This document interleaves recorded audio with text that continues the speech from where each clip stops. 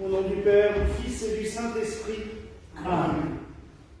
Mes très chers frères et sœurs, nous venons de célébrer ce rite splendide du lavement des pieds. Un rite qui est tout entier attaché à la lecture précédente de l'institution de l'Eucharistie. Car notre Seigneur Jésus-Christ, la dernière nuit, avant de passer de ce monde à son Père, a montré à quel point il aimait le peuple, à quel point il aimait son peuple, celui-là même qui va le pousser à la mort. Il nous a donné son corps et son sang dans la Sainte Eucharistie. Et c'est cela que nous commémorons en priorité aujourd'hui. Ce cadeau, ce don divin, le Christ, Dieu fait homme, nous offre son corps et son sang, que nous pouvons consommer aussi souvent que nous le voulons, pour nous remettre de nos péchés, de nos fautes, mais aussi pour nous guérir, nous donner la guérison, nous donner la sanctification, nous combler de grâce et de bénédiction, et tout simplement pour nous donner son amour, cet amour qu'il nous a prouvé, qu'il nous prouve en allant sur ce chemin de la croix. Tout à l'heure, nous allons porter le Saint-Sacrement jusqu'au reposoir. Le reposoir nous symbolise tout simplement le jardin des Oliviers, là où le Christ va agoniser durant toute cette sainte nuit, du jeudi au vendredi, avant d'être arrêté. Il va suer sang et eau pour nous, tout simplement. Et avant cela, à ses disciples qui vont, ne l'oublions pas, fuir et partir en courant quand ils ne vont pas le renier, il va faire ce geste du lavement des pieds, presque en forçant même Pierre. Pierre lui dit: non, tu ne laveras pas les pieds. Je n'en suis pas digne que toi, mon Seigneur et mon Dieu, le fasse. Et Jésus lui dit: mais si je ne te lave pas les pieds, tu n'auras pas de part avec moi. Pourquoi lui dit-il cela? On pourrait se dire: mais quel sens cela a?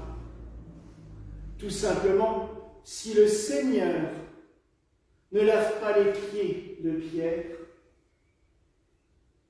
il ne peut montrer à quel point celui qui dirige doit être le serviteur des serviteurs. Et souvent, c'est ce que les papes écrivent en tête de leurs lettres. François, serviteur des serviteurs de Dieu.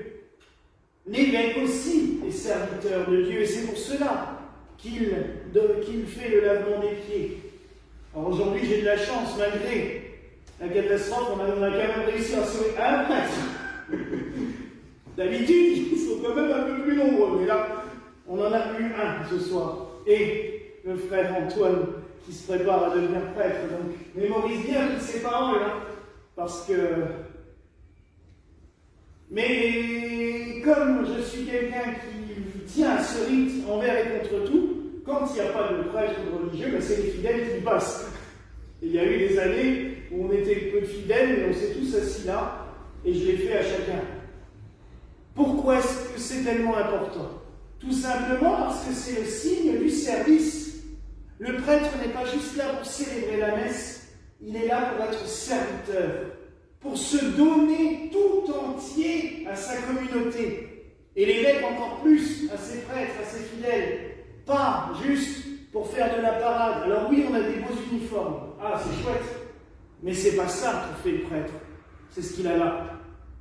Et ça, il faut avoir un cœur ouvert en permanence. J'allais dire gros comme une maison, où tout le monde peut venir dormir dedans. Il faut que le cœur du prêtre soit comme le cœur du Christ, ouvert, accueillant, et surtout qu'il sache se mettre au service. Le lavement des pieds a été pendant très longtemps, jusqu'au XIIe siècle, un sacrement. C'est qu'à partir du XIIe qu'on a réduit à 7 pour la symbolique, mais avec la double enchevaleresque, le lavement des pieds était un des sacrements. On a été jusqu'à 12 à un moment donné, mais c'est pas pour rien. C'est vraiment quelque chose de sacral, tout simplement parce que le Christ l'a fait. Et dans le temps, on lavait les pieds aussi des nouveaux baptisés, quand c'était des adultes.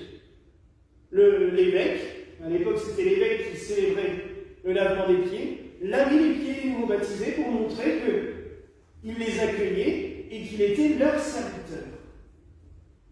J'ai lu ce matin dans Terre Sainte Magazine où on parlait du lavement des pieds à Jérusalem. Le père gardien, donc le custode de Terre Sainte, donc un père franciscain qui accueillait tous les pèlerins et qui avait la charge des pèlerinages, d'ailleurs toujours la charge, pendant longtemps, lavait lui-même tous les soirs les pieds de tous les pèlerins qui arrivaient. Et laver au sens propre à l'époque, parce que quand on avait marché pendant des kilomètres et des kilomètres, il y avait du boulot. Mais il le faisait lui-même, pour montrer à quel point c'est une démarche d'accueil, une démarche de service, mais de service pas comme une boniche, j'allais dire, de service qui vient du fond du cœur. On se met au service de l'autre. Dans notre liturgie, dans notre rite, l'évêque fait aussi le lavement des pieds au début de l'ordination sacerdotale, juste après la première promesse d'obéissance du candidat. Le diacre vient de se mettre à genoux, il promet une première fois obéissance à son évêque, et l'évêque lui dit « Tu me promets obéissance, je deviens ton serviteur. » Et il lave les pieds au nouvel ordonné, et après continue le rite de l'ordination.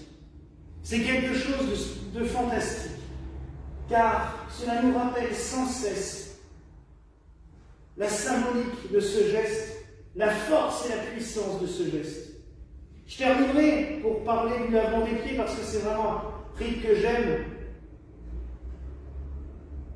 Quand je célèbre dans la chapelle de Nidelbad, au Diaboliferain, à côté de Zurich, c'est une communauté amie, on est en relation œcuménique, nos deux communautés, depuis plus de 75 ans, donc il y a bientôt 80.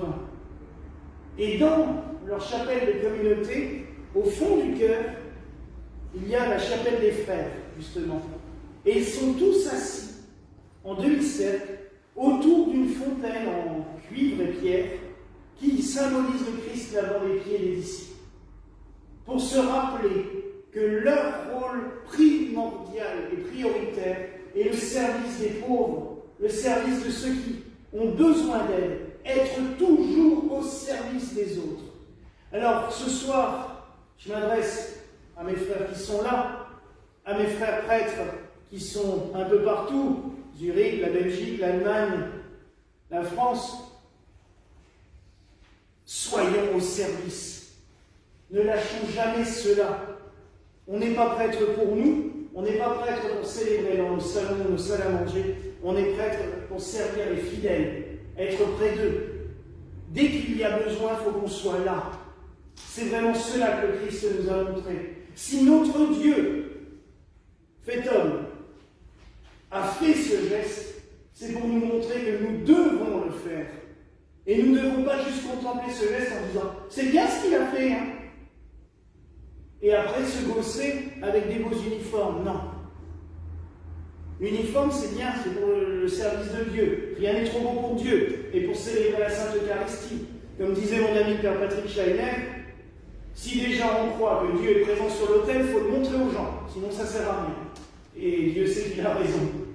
Mais, tout ce que nous faisons à l'autel, aussi sacré que possible pour Dieu, ne serait que des simagrées, si on fermait notre porte à celui qui en a besoin, si on claquait la porte devant ceux qui ont besoin d'écoute, d'aide, de soutien. Alors oui, soyons vraiment, comme notre Seigneur nous l'a montré, en service constant.